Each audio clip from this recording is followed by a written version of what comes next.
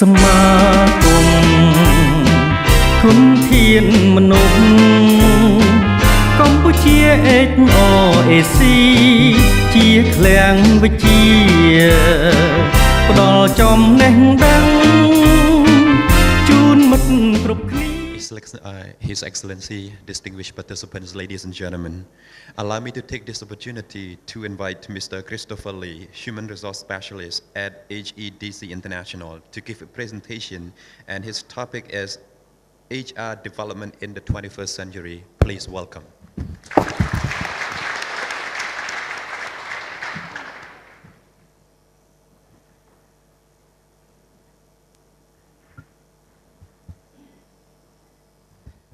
Chairman Dr. Tang Nam Srun of HRAC and all the distinguished speakers. Good morning. My topic today will be focusing mainly on the broad subject rather than on the detail regarding human resource development. I'm sure all the other distinguished speakers that follow will discuss this in detail. So my job today is just to discuss about the more general topic, how HR, human resource, linked with human development, and how it impacts actually not only the nation but the world itself. Looking at the room here, I can see there are a lot of expectation of not only what I about to speak, but also about this event today. So for the CEO attending this event, I think the question is how can HRD and HRM improve the performance and the profit of my organization and companies? Number two, for the HR professionals that are here, the question would be, what must I do to improve my performance and the performance of our team? And number three, for young people here that are looking for the future careers, the question will be, how can I make a great career in HR? So I try to answer all that question as best as I could. So I would like, I propose to talk about in the three kind of grouping, why, what, and how. Let's talk about the why. That's the problem, you know, when you change from one computer to the other, sometimes the font changes, the color changes, so it's not supposed to be like this. It's supposed to be blue. So organization does not really accomplish anything, according to General Colin Powell. As you know, General Colin Powell is the four-star general that lead the invasion of Iraq. You know, the first one, and he did it very swiftly and very well. So he know about human resource. He said organization does not really accomplish anything. Plan don't accomplish anything either. Theories of management don't much matter. Endeavors succeed or fail because of the people involved. Only by attracting the best people, you will accomplish great success or great deed. Now, it is easy for General Colin Powell to say this because the American military actually have the biggest budget of any military in the world. Something like about $750 billion per year. But for most of us, probably attracting the best, not as easy because the best costs money. So what we need to do is to work with the people we have and to develop them. That's why we're talking about human development.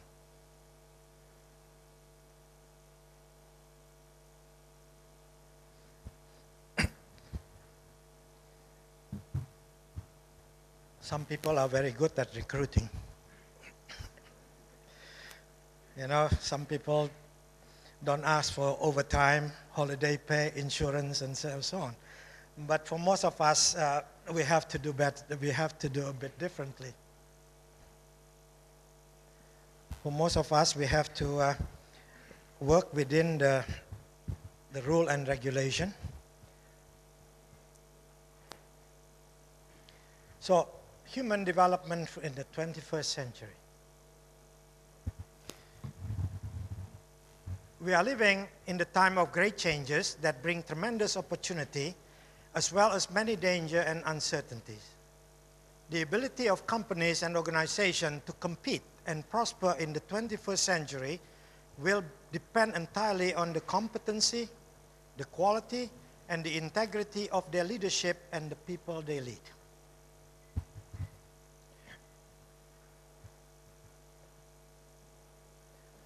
But the 21st century brings us a lot of opportunities. For example, this is not, of course, the complete list, but modern technology makes things that we thought impossible possible. So there is a lot of opportunity for us to innovate. Information technology. Now technology is available to almost everyone. Even little children with the smartphone, iPhone, can get most of the information that the teacher will have. So that's good for us. We can get any information from everywhere.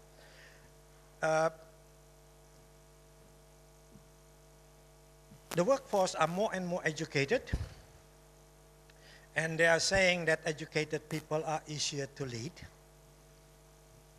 but more difficult to control. So this educated workforce means that we can do things that we thought not possible in the past. So we have a wider choice of people that we can recruit, because now the world is our recruiting place, no longer, in Phnom Penh. With internet, digital information, you can get people from the Philippines, people can get from Malaysia, and so on. So there is a wider choice. And then this morning we also talk about the opportunity afforded to us by ASEAN integration. So there is more opportunity for market, more opportunity for job, we can move around. Then if that is not enough, now the world is opening up. We have now global market for our product, global opportunity for us to work in different places. We have LinkedIn and so on, so easy for us to get a job. But also the 21st century gives us a lot of uncertainty, unpredictability.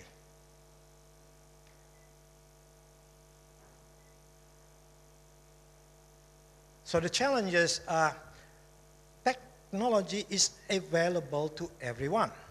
So we're no longer exclusive, Before we have certain information, technology, we don't share it with people, we are okay. Now, it's available freely because people also move around. And the other thing, of course, many of our technology can easily be hacked.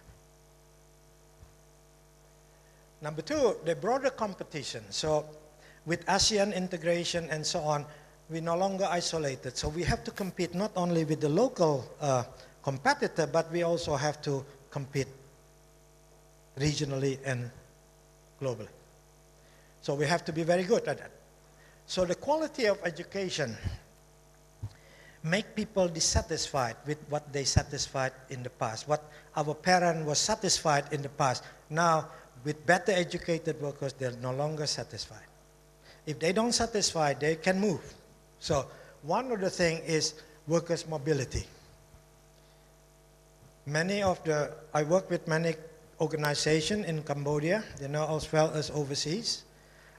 One of the complaints many CEO and director managers were saying is that people just don't stay long.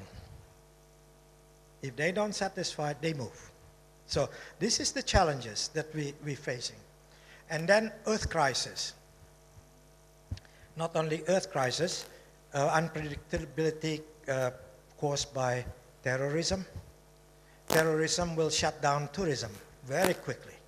Yeah? Typhoon and cyclone will shut down tourism. I remember in 2010, I was supposed to give a series of training in Thailand, in Bangkok, but it was postponed for more than 3 months. simply because Bangkok was flooded for 3 months. So we're living in a very unpredictable world, and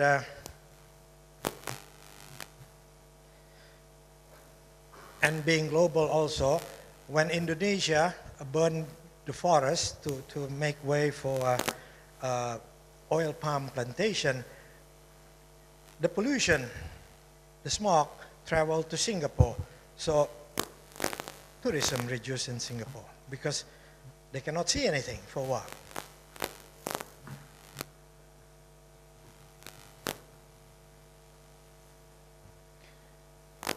So we are no longer competing with internally but externally. Just recently, in the end of 2015, the Minister of Labor in Singapore announced that every Singaporean aged 25 and above will receive an initial 500 skill future credit. This is 500 grand given to people, that's a bit too loud, given to people over the age of 25 to improve their skill. Now, not many other Asian countries, ASEAN countries can compete with that. But for organizations like myself, for example, that provide capacity building, that's a big opportunity and will not expire. In other words, continue until you die. That's fantastic. I mean, that's more than most people can dream of. And so companies don't have to spend their own money to develop the capacity of the workforce. The government will pay for it. So let's talk about the what. What enables us to compete and to prosper in the future?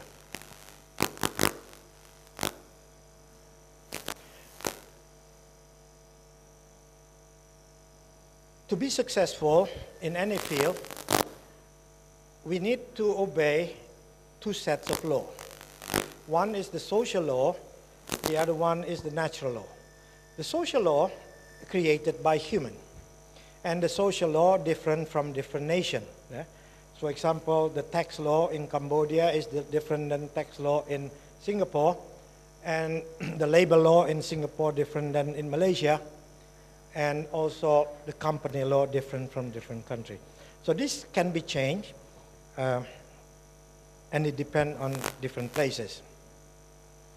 But to be successful, a company, an organization, or a nation must also obey the natural law.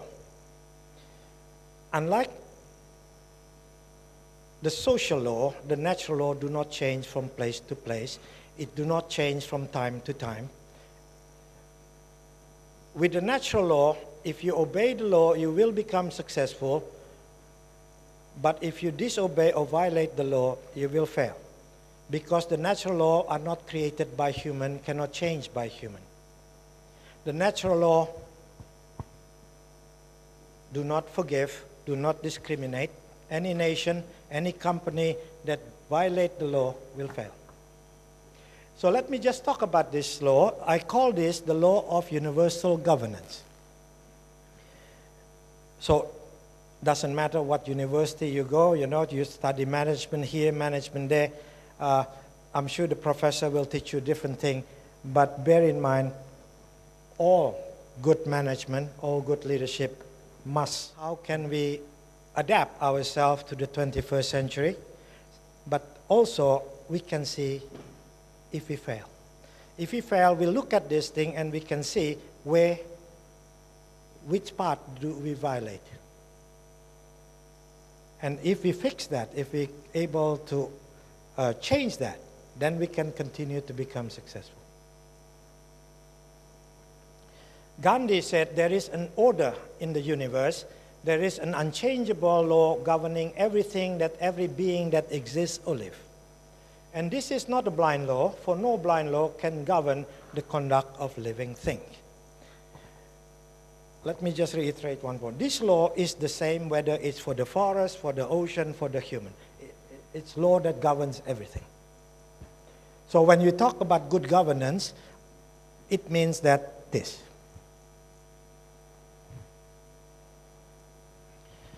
The law consists of 5 principles. Say one law, but there are 5 principles, and they are inseparable. You cannot say, I like that, but I don't like that. I choose that, I don't choose that. You cannot, you have, because it is one law, we have to obey all.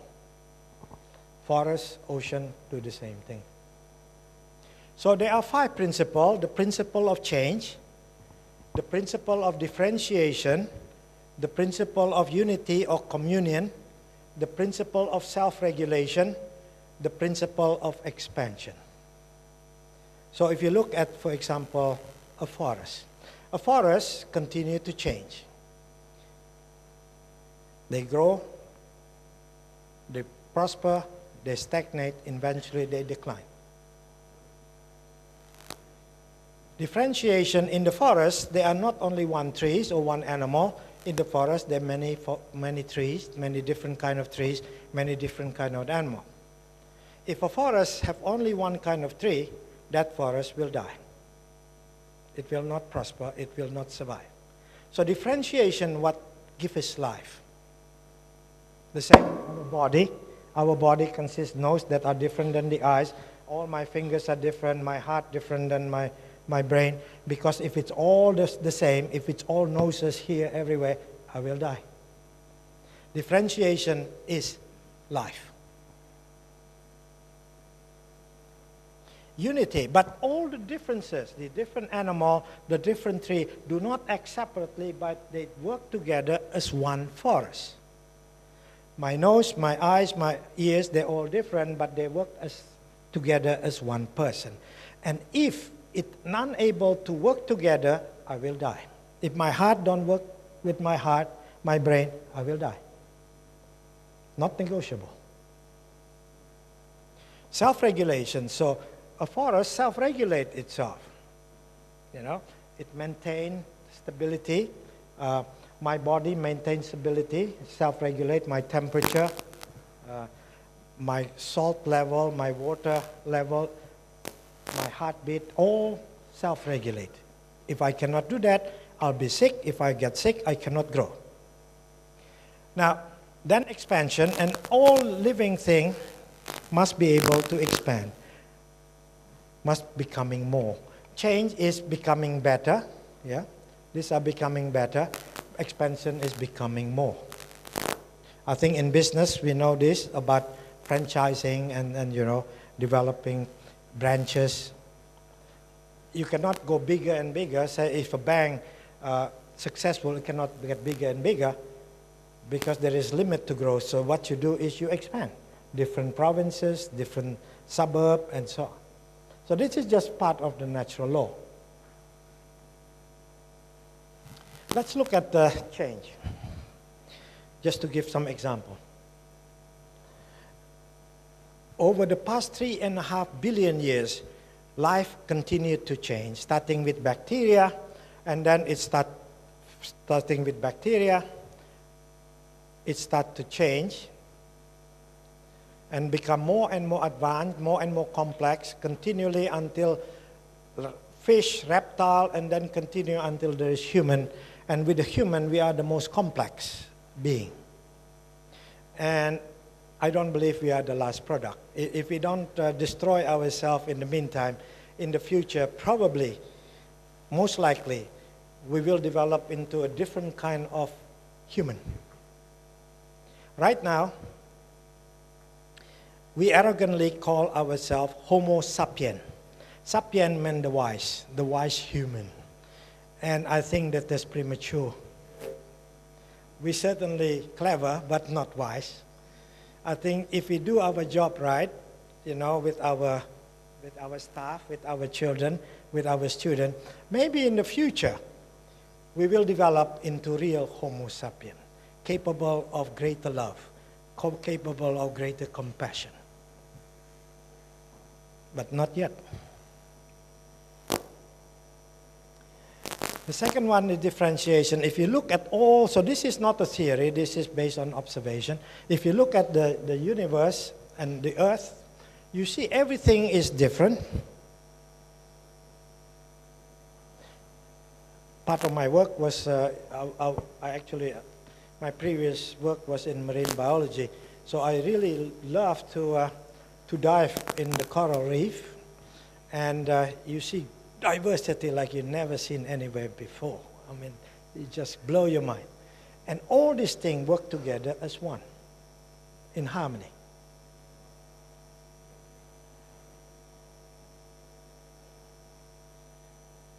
And we have to obey this law.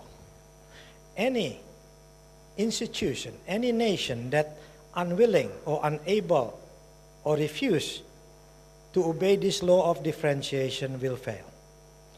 When Mr. Pol Pot came to Cambodia, he said, I want to change. That was good. He wanted to develop the nation. But he wanted to do that by making everybody the same. Farmers. It took 3 years, 8 months, and 20 days. No one violated the law and survived. Not a nation, not a company. There is no communist country that actually is successful. When China and Vietnam and Russia start to change, allowing differentiation, they become prosperous within 10 years. But all the differentiation must work together as one single entity. Father, mother, different, work together, create great children. In the company, we have to do the same. The most telling part of this differentiation is that hydrogen is different than water. But when hydrogen attracted to the water and they fall in love and they get married and they produce water, and with water, life become possible.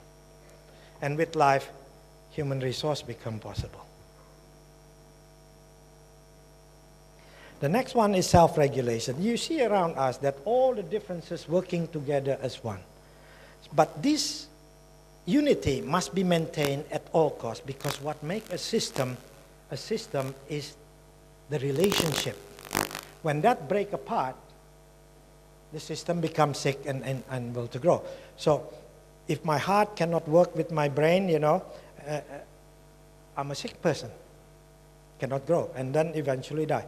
So that have to be maintained. Relationship must be maintained by regulation. So in nature, they are very good at this. When two wolves fighting and one lost, the other one will not attack and let them go. The same with lions. When lion or tiger have enough to eat, they will not attack another prey, even they walk very close by. They self-regulate. Unfortunately, humans have lost this ability to self-regulate because of one thing, because of our intelligence. It is our intelligence that makes us greedy. Think about that. So we have to do that. So in nature, they self-regulate. The temperature of the earth has been maintained at the same rate for a long, long time, but human interference now changes that. Now we talk about climate change, which is a very, very big crisis that we are facing. We also have to maintain, regulate our relationship with our earth. So regulation is about keeping relationship together. So right now, we have very poor relationship with our Mother Earth. That's why both suffer. The earth suffer and we suffer. Expansion. Everything in the universe continue expanding. Even universe itself is continue to expand. So bird will produce egg and then produce chick. And if they don't do that, very soon the species will die. So to maintain it, it continue to expand. And so this is the kind of the principle that we should live by if we want to prosper in the next century. All this is appropriate in the 20th century, in the last century, but it is become more urgent now. When the population is small, we can do many things, and it's okay. But now the population is reaching about 7.2 billion, and we cannot continue doing the same thing as before. We have to change.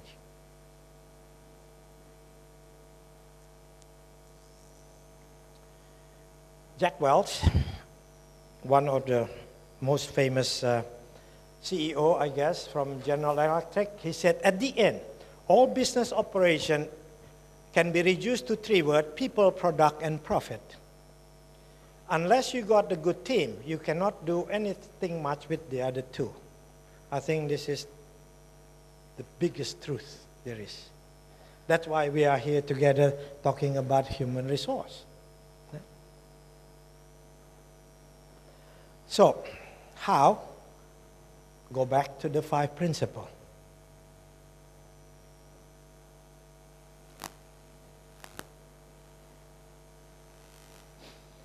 Albert Lowe is the writer of a book called The Zen of Management. It's a small book, but not people know about it, but it's a wonderful book, which I found by accident on the second-hand bookstore. I've been wanting to know what is capacity, what is the definition of capacity, how it's different than capability, which is competency. And I went to this bookstore. You know, I believe that when you have a goal, you want to do something, something had tend to come. I went to the bookstore because I was too early picking my friend from the airport. So I went to this very small bookstore. I went to the bookshelf, pick up the first book, open at any random page, and this page was underlined. This sentence. He said, capacity is the power to perceive, to see information that will resolve conflict. Conflict human to human, conflict between what we have and what we want, you know, conflict between earth and the human. So capacity is the power to see information that will resolve conflict in such a way so as to enable 3 things to happen: growth, development, 2, expansion, and self-regulation. That 3 of the things that we talk about in the 5 natural laws. So let's talk about how can we deal with change in the 21st century. Jack Welch again, he said, change before you must. Don't wait until it's too late, because when it's too late, there is no energy, you know. So we have to change before it happens. And now is the time. So HR 21, HR in the 21st century, dealing with change, we have to, all companies, even the military, even the nation, like Singapore and like Cambodia, have to, the last half of last century, this century is the century of thinking. And if we don't teach our staff to think, our team to think, we're not doing a good HR. If we don't teach our students to think, we're not doing a good education. Excuse me, for your information, you will still have about 7 more minutes. 4 minutes? Okay. 7 more minutes. 7. That's plenty. Okay. So Steve Jobs said, sometime when you innovate, you make mistakes, of course. It is best to admit them quickly and get on with improving your other innovation. Don't hang on blaming each other, just move on. Differentiation. Ricardo Semler was the CEO of Semler Corporation. When everybody is losing money because of inflation in South America, his company make a lot of money. So let's listen to what he said. He said, if we do not let people do things the way they do, we will never know what they are capable of doing. They will just follow our boarding school rules. And in many organizations now, everybody just have to follow the boss. And I think if we want to compete, we must allow them to explore, to innovate, even though sometimes they make mistakes. And that's the secret of Honda Corporation. They really appreciate, they really encourage people to think differently. So in the 21st century, we have to embrace differentiation. We have to reward creativity of people, our people. We have to cherish the individuality and initiativeness of our people. We have to encourage disagreement with the boss and with the manager. And that's going to be tough, especially in Cambodia. Mistake, we tolerate mistake. We manage creativity again, and then technology literacy. Everybody have to be technology savvy. Dr. Ernst Banger from DuPont said, no idea have ever been generated except in the single human mind. The fact remains that every idea is the product of a single brain. I think in the 21st century, we have to start looking and promoting those individuals with great ideas. Otherwise, we dead in the water. Otherwise, we cannot compete. So unity, how can we deal with that? The late Prime Minister Lee Kuan Yew is responsible for changing Singapore in 10 years from an ordinary Southeast Asian nation into the top in Southeast Asia. Now it's among the top in the world. He said that one reason why Singapore's success was there is never a pretense that there was no differences in race, language, or religion. But having admitted this distinction, we go on to provide each with a place under the sun in the open, competitive society while ensuring that the collective group interest is not jeopardized by sectional selfishness. He is talking about unity. Unity must be preserved. We cherish differentiation, but we maintain unity. So, what we must do in the 21st century, that is supposed to be unity, we have to learn collaboration. I know every organization believes collaboration is important, teamwork is important, but it is more so now if you want to compete. Synergy, to create 1 + 1 not equal to 2, but equal to 11. Communication, because communication is how we have relationship with each other, with our customer. Media literacy, like social media and so on, is also one skill that we need to have. But more importantly, service, because when we provide great service, we create relationship with our customer. And service are not limited to customer and company. It is supervisor and team, manager and staff. This was service.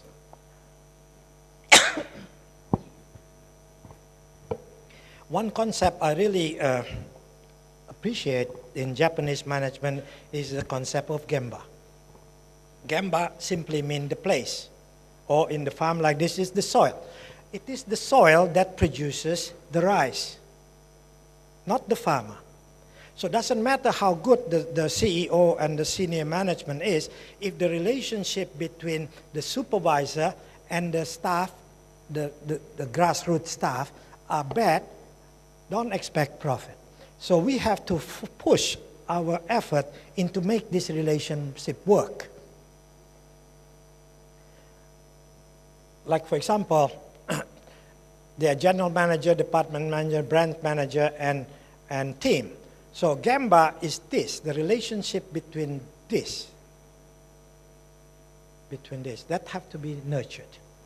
In places like Japan, where there is a culture of working together, that's a lot easier. But in places like Cambodia or Thailand or Indonesia, that culture are not as strong. So we have to develop that culture.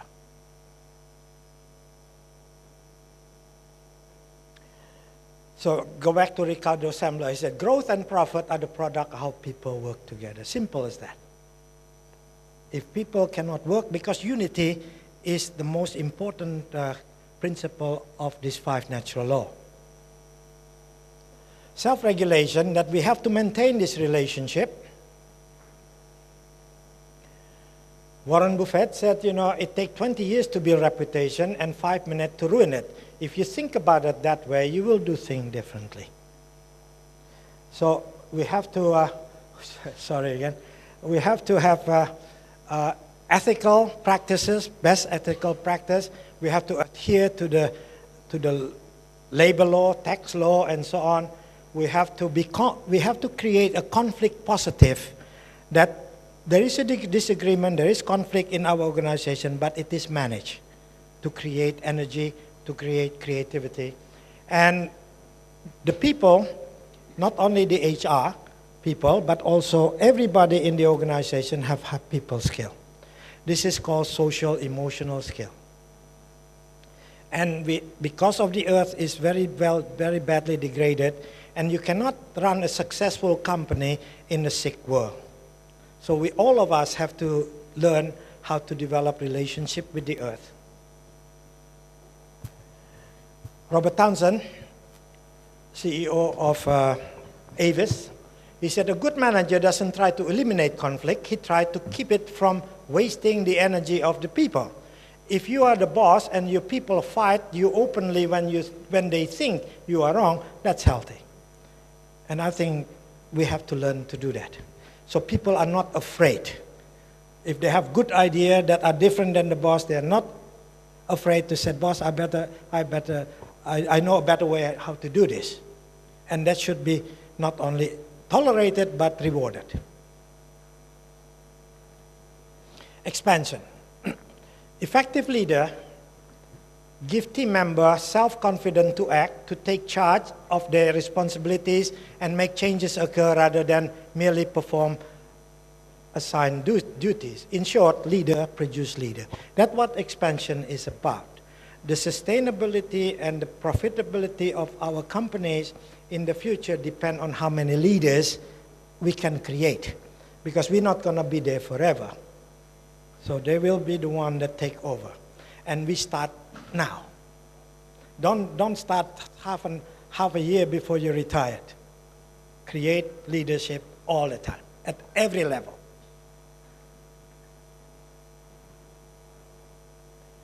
So 21st century expansion is we have to develop an organization culture that cherishes these 5 principles of change, of differentiation. We have put priority on staff development through HR, not only HRM, but HRD. So the natural law, the social law is usually basically what HRM is all about. HRD is what the natural law is about.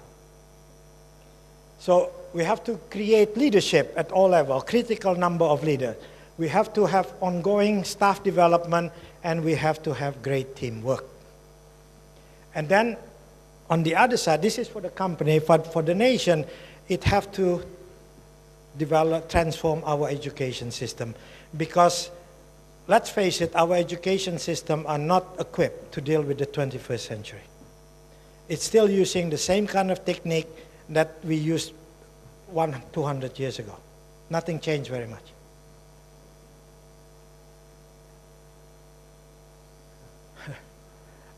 Okay, let's talk about education system. So for those young people who are thinking about HR in the future, this is what the skill that you must have. You must have leadership skill. You must have planning skill. This is where university, high school start to teach the student. I even go as far as primary school. And I did teach primary school student leadership, creative thinking, critical communication skill, and so on. So planning skill, we have to plan for the future.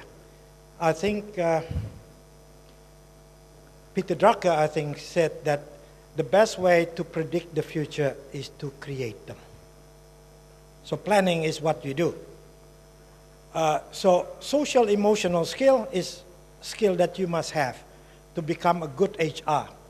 And then ecological skill, because you must protect your company from damaging the earth. Critical thinking skill and creative thinking skill is what make a difference between one company and another. Decision-making skill. Now we have a lot of information that we have to be able to use this information to make decisions to solve problems. Facilitation skill, because we want to make people work together. We cherish individuality, but we want them to work together, and the best way to do that is by using a great facilitation skill. Then a communication skill, to make people have good relationship, and then conflict and problem-solving skill. I'm sorry, I'm going a bit fast here. Lastly, Mr. Soichiro Honda said, man achieves the highest degree of efficiency when he plays. If someone says he works out of loyalty to the company, he is a damn liar. Everyone must work for himself. Even I work because I like working. I must create a workplace where everybody enjoys working. We must create a workplace where everybody enjoys working. That's the job of HR. Make sure people love to be there. Sometimes they love to be at work better than love to be at home. Then you are a good HR. Now let's go back to that. Some time ago, before he died, Abraham Maslow talked about spiritual organization, spiritual company. But he did not have time to expand this. The universe is spiritual, it's alive. The earth is alive. So the forest is alive. It's alive because it obeys these 5 principles. So if we want to make our organization a spiritual organization, we have to do this. We have to change, we have to differentiate. Expansion means profit must be shared among, not only among workers, but also through social responsibility, we share it with people who don't have.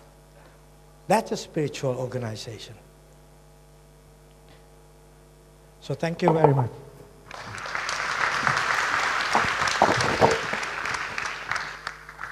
Thank you, Mr. Christopher Lee, for your wonderful presentation on the 21st century skills for human resource management.